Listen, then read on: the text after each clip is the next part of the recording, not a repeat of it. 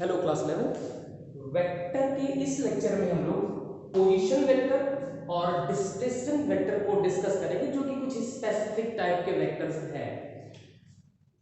एक स्पेस में एक 2D में x एक्सिस y एक्सिस ये प्लेन है। इस प्लेन में कोई एक पॉइंट है कैपिटल A जिसकी लोकेशन है a, b। इस पॉइंट का हमें पोजीशन वेक्टर चाहिए। ये कोऑर्डिनेट इसका है a, b और इसका पोजीशन वेक्टर पता करने के लिए हम ओरिजिन से किसी भी पॉइंट का पोजीशन वेक्टर पता करने के लिए हम लोग ओरिजिन से इस खास पॉइंट को ज्वाइन करने वाला एक वेक्टर बनाते हैं। ये जो वेक्टर होगा जो कि ओरिजिन से उस पॉइंट को ज्वाइन कर रहा होगा वो बोला जाता है पोजीशन वेक्टर ओ ए। तो ये पोजीशन वेक्टर ओ ए कितना होगा या क्या होगा? तो position vector O A is equal to ये कैसे होगा? चलिए इस पॉइंट तक जाने के लिए आपके पास दो रास्ते हैं। पहला तो आप एक्स एक्सिस में ए यूनिट चलिए, ए यूनिट एक्स एक्सिस में चलने के बाद बी यूनिट आप चलेंगे वाई एक्सिस में। तो ये जो वेक्टर है जो ए यूनिट का है, मैग्नीट्यूड ए यूनिट है, डायरेक्शन एक्स एक्सिस में है, तो इस वेक्टर को आप क्या बोलेंगे? ये वेक्टर होगा ए आई कैप। ए मैग्नीट्यूड और आई कैप जो क्या बता रहा है? डायरेक्शन एक्स एक्सिस की, ये यूनिट वेक्टर।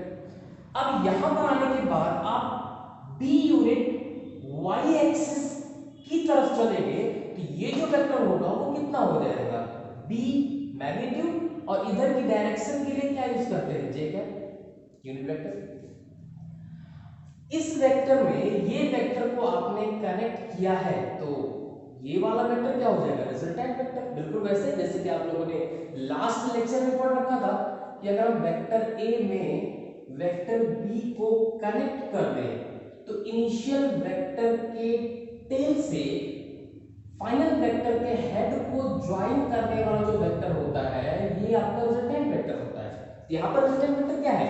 ओ ए। किन दो वेक्टर्स का है? A I cap, B J cap. तो ओ ए वेक्टर क्या हो जाएगा?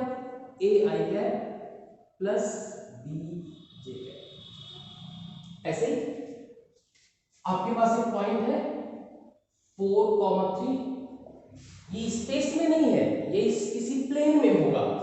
इस पॉइंट का पोजीशन वेक्टर उसके लिए आपको क्या करना पड़ेगा? अपनी तरफ से एक रेफरेंस फ्रेम यूज करना पड़ेगा, अपनी तरफ से एक्सिसेस यूज करनी होंगी। ओरिजिन से इस पॉइंट को ज्वाइन कर लीजिए। ये जो वेक्टर होगा ये आपका पोजीशन वेक्टर होगा इस पॉइंट का। क्या होगा? Vector is equal to 4i cap plus 3j cap. अगर कोई पॉइंट 3D में है, स्पेस में है, x axis, y axis, z axis, अगर आपके पास कोई पॉइंट है जो कि स्पेस में है, इसके पास तीन कोऑर्डिनेट्स होंगे a, b, c। a x axis coordinate, b y axis coordinate और c z एक्सिस कोऑर्डिनेट। इस पॉइंट का पोजीशन वेक्टर कैसे पता चलेगा? ध्यान रखिएगा बेटा, यहां पर ये जो पॉइंट है वो इस प्लेन xy प्लेन में नहीं है, वो स्पेस में है। हम लोग की मजबूरी है कि उसको हम लोग को बोर्ड पे बनाना पड़ रहा है, लेकिन है वो स्पेस में। इस पॉइंट का पोजीशन वेक्टर के लिए आप क्या करेंगे? ओरिजिन से स्टैंडर्ड पॉइंट से इस पॉइंट को ज्वाइन कर लीजिए।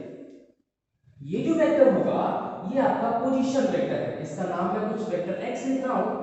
इस वेक्टर को आप क्या लिख सकते हैं? a i cap, x axis coordinate में i cap, b j cap plus b j cap plus c किस एक्सिस में होगा? z एक्सिस में, z एक्सिस में। इसके लिए यूनिट वेक्टर क्या होता है? k cap. तो अगर किसी भी पॉइंट का आपको पोजीशन वेक्टर पता करना है तो आप क्या करेंगे? उस पॉइंट को ओरिजिन से ज्वाइन कर देंगे, जो वेक्टर मिलेगा वो आपका होगा पोजीशन वेक्टर। इसको आप नोट करिए।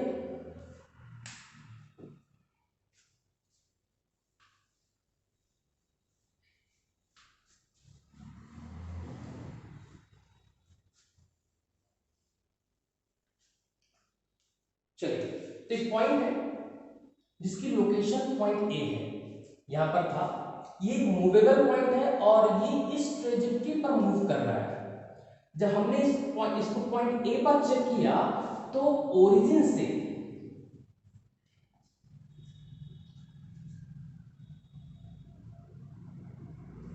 हमने इसको ज्वाइन किया और ये रहा आपका पोजीशन वेक्टर ओ ए। अब ये पॉइंट यहां पर कुछ टाइम पहले था, थोड़ी देर बाद हमने देखा तो ये पॉइंट अपनी पोजीशन को चेंज करके पॉइंट सी पर आ चुका था या पॉइंट बी पर आ चुका था। अब इस पॉइंट बी पर इसी की पोजीशन वेक्टर क्या हो जाएगी, ये पोजीशन वेक्टर ओ बी, क्योंकि इसमें लोकेशन अपनी चेंज करेगी, लोकेशन चेंज कर देगा तो उसकी पोजीशन चेंज हो जाएगी, पोजीशन चेंज हो गई तो पोजीशन वेक्टर भी चेंज हो जाएगा। ये इस पार्टिकल का पोजीशन वेक्टर था, कुछ टाइम बाद हमने देखा तो इसने अपना पोजीशन चेंज कर दिया है, अपनी लोकेशन चेंज कर दी, जिस वजह से इसी पार्टिकल का नया पोजीशन वेक्टर ओ बी है। अगर मैं ए से बी को डायरेक्ट ज्वाइन कर दूं, ए से बी को डायरेक्ट ज्वाइन कर दूं, तो ये जो वेक्टर है ये पोजीशन वेक्टर तो नहीं है, इसको बोला जाता है डिस्प्लेसमेंट वेक्टर। ये और ये अलग अलग टाइम पर पोजीशन वेक्टर है एक पार्टिकल के, जबकि ए बी जो है वो डिस्प्लेसमेंट वेक्टर है, ये पोजीशन वेक्टर है,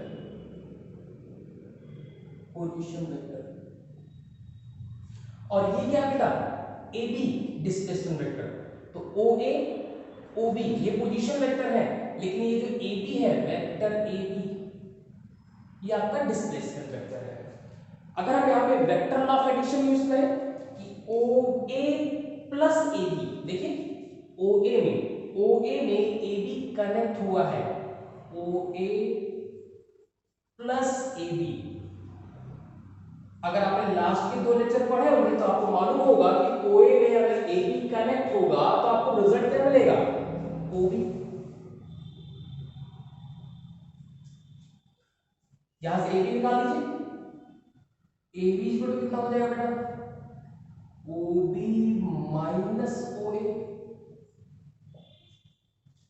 displacement vector A B is equal to O B final position vector minus O A जो कि इनिशियल पोजीशन वेक्टर है। Final position vector, final position vector minus initial position vector.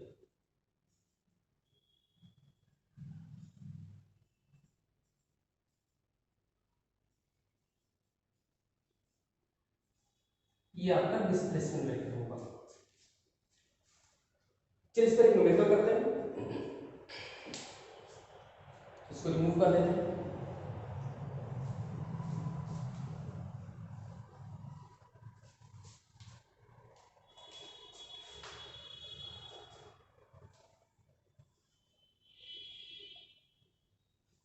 To D में एक point है जिसकी शुरुआत में location कुछ 4,3 है, बाद में इसकी लोकेशन जो है वो चेंज होके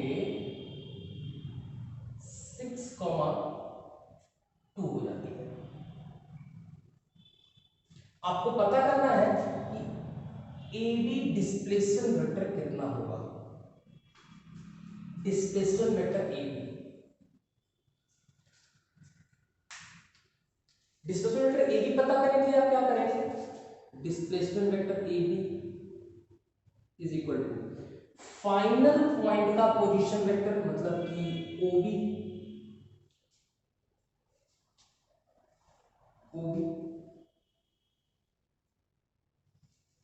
माइनस इनिशियल पॉइंट का पोजीशन वेक्टर मतलब ओ ए, मतलब कि A B is equal to O B final point का position vector minus initial point का पोजीशन वेक्टर। अब ओबी आपको पता है, ओबी कैसे निकालेंगे? ओबी बी पॉइंट का पोजीशन वेक्टर, इसमें 6 आई कैप प्लस 2 जे कैप। ओबी कितना होगा? 6 आई कैप प्लस 2 जे कैप माइनस, अब ओए क्या बेटा? पॉइंट ए का पोजीशन वेक्टर, पॉइंट ए का कोऑर्डिनेट क्या है? 4, 3, 4 आई कैप प्लस 3 जे कैप। सॉल्व कर लीजिए, 6 आई कैप प्लस 2 जे कैप माइनस 4 आई कैप माइनस 3 जे कैप। 6 आई कैप माइनस 4 आई कैप 2 आई कैप, 2 जे कैप माइनस 3 जे कैप माइनस 1 जे कैप। तो ये आपका डिस्प्लेसमेंट वेक्टर है। तो अगर किसी भी पॉइंट का पोजीशन वेक्टर पता करना है तो उसके कोऑर्डिनेट्स में आई कैप, जे कैप और के कैप इन्वॉल्व करते हैं।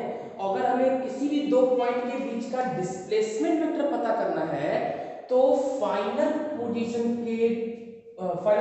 वेक्टर में से इनिशियल पोजीशन वेक्टर को सब्ट्रैक्ट करते हैं। Got it? चलिए,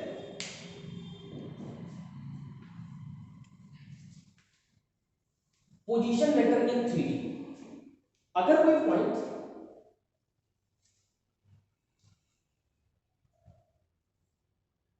थ्री डी में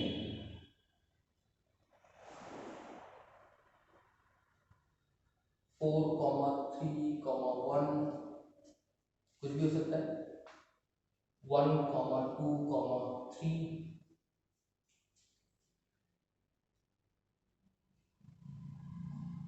इसको 3 कर देते हैं, 5। चलो, अगर हमें ए बी इस बार इस कंडीशन में डिस्प्लेसमेंट वेक्टर ए बी पता करना, वेक्टर ए बी पता करना है आपको, इन दोनों पॉइंट्स को ज्वाइन करने वाला वेक्टर पता करना है ए बी।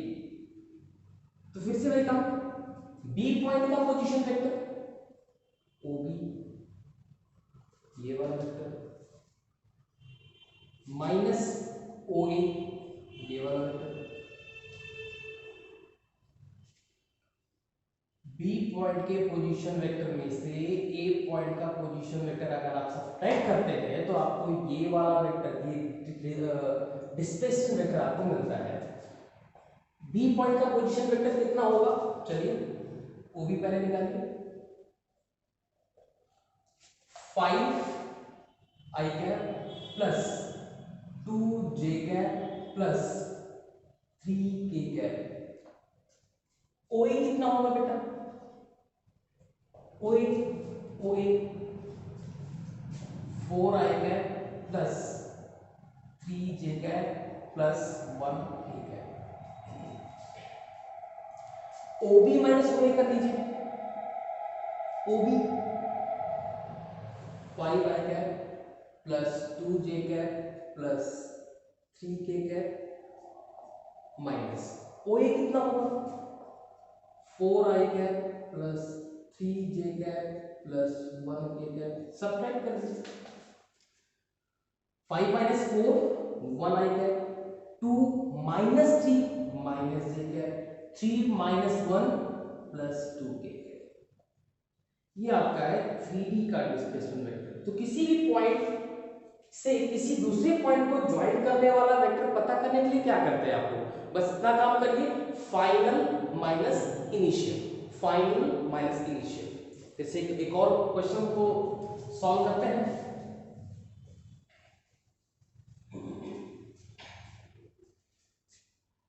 ये पॉइंट, इस पॉइंट का कोई भी कोऑर्डिनेट हो सकता है, a1 b1 c1। एक दूसरा पॉइंट है a2 b2 c2। हमें इस ए बी वेक्टर की तलाश है, हमें ये ए बी वेक्टर पता करना है। तो vector A B is equal to final minus initial, final minus initial मतलब a2 I cap plus b2 J cap plus C2 k cap minus A1 I cap plus B1 j cap plus C1 k cap. Subtract करिए, ये इसके साथ I common कर लीजिए, A2 minus A1 I cap, ये इसके साथ B2 minus B1 j cap, और ये इसके साथ C2 minus C1 k cap. आपको रिजल्ट नजर आ रहा होगा कि अगर हम फाइनल पोजीशन में से initial position x axis coordinate में से इनिशियल एक्स एक्सिस कोऑर्डिनेट को सब्ट्रैक्ट कर दें, आई कैप लगा दें, यहां पर फाइनल जे कैप कोऑर्डिनेट को सेपरेट कर दें, फाइनल के कैप कोऑर्डिनेट को सेपरेट कर दें, तो आपको पोजीशन वेक्टर या डिस्पर्शन वेक्टर मिलता है। क्वेश्चन करते हैं 4, 1, 2, 1, 2, 5, ये वेक्टर आपको पता करना है। तब डायरेक्ट करिए, अभी आप डायरेक्ट कर सकते हैं। Vector A B, vector A B is equal to 1 minus 4, X axis coordinate में से एक्स एक्सिस कोऑर्डिनेट को सब्ट्रैक्ट करिए, 1 माइनस 4 3 आएगा, y कोऑर्डिनेट में से y को सब्ट्रैक्ट करिए तो 2 minus 1 that is 1 j cap, 5 minus 3 मतलब 3, यहां पर क्या लगाएंगे k कैप। अगर हमें AB ना पता करके BA पता करना हो, BA, तो BA के लिए क्या करेंगे आप? BA के लिए करेंगे कि फाइनल A हो जाएगा, इनिशियल B हो जाएगा, इसमें से इसको सेपरेट करते जाइए, वैसे ही जैसे 4 माइनस 1 आई कैप, ये फाइनल है, 1 माइनस 2 माइनस 1 जे कैप, 2 माइनस 5 माइनस 3 के कैप, यहां पर क्या होगा 3 माइनस, अभी माइनस कॉमन कर लीजिए, आपको मिलेगा 3 आई कैप प्लस जे कैप प्लस के कैप। आपको नजर आ रहा होगा कि ये कुछ और नहीं है, ये वेक्टर ए बी है।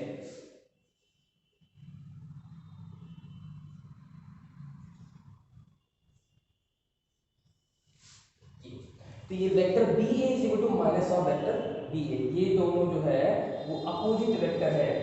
बी ए इधर वाला वेक्टर, बी ए बी इधर वाला वेक्टर, बी ए इधर वाला वेक्टर, ये दोनों जस्ट अपोजिट है, इससे एक दूसरे के नेगेटिव वेक्टर्स है। चलिए आगे चलते हैं।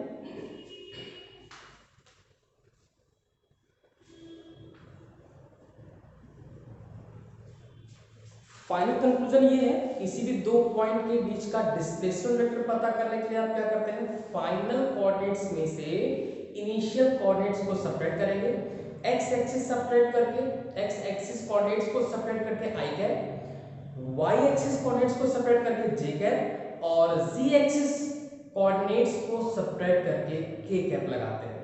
ये फाइनल रिजल्ट है आपका। हम लोगों ने लास्ट दो लेक्चर में वेक्टर एडिशन और वेक्टर सब्ट्रैक्शन पढ़ रखा था।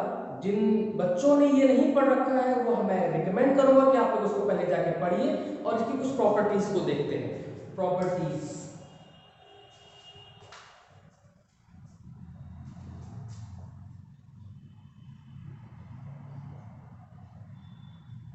Properties of vector addition.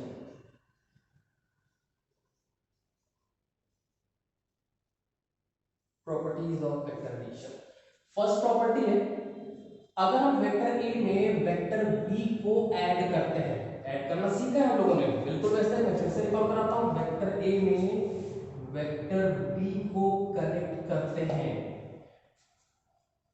तो हमें कुछ रिजल्ट मिलता है। अगर हम वेक्टर बी में वेक्टर ए को कनेक्ट करें तो भी वही रिजल्ट मिलेगा, मतलब कि वेक्टर एडिशन जो है वो कम्यूटेटिव लॉ को फॉलो करता है। नेक्स्ट रिजल्ट या next property, vector A plus vector B, A और बी को ऐड किया उसके बाद सी ऐड किया है, हमारे पास 3 वेक्टर है, vector A, vector B, vector C. Vector A में वेक्टर बी को ऐड किया है, इसका जो रिजल्ट मिलेगा उसको फाइनल सी में ऐड किया है। या फिर आप ऐसा भी कर सकते हैं कि पहले बी और सी को ऐड कर लें और तब ए में ऐड करें, आपको रिजल्ट सेम मिलेगा। इसको बोलते हैं एसोसिएटिव लॉ।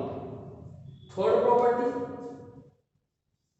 अगर हम वेक्टर ए में एक ऐसा वेक्टर ऐड करना चाहते हैं कि रिजल्ट चेंज ना हो,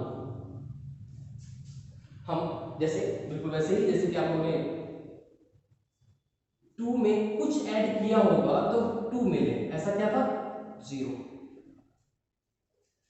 एडिटिव आइडेंटिटी जिसको आप लोग बोलते हैं कि 2 में क्या ऐड कर दें तो कि आपका जो फाइनल रिजल्ट है वो अनचेंज्ड रहे, उसको बोला जाता है एडिटिव आइडेंटिटी।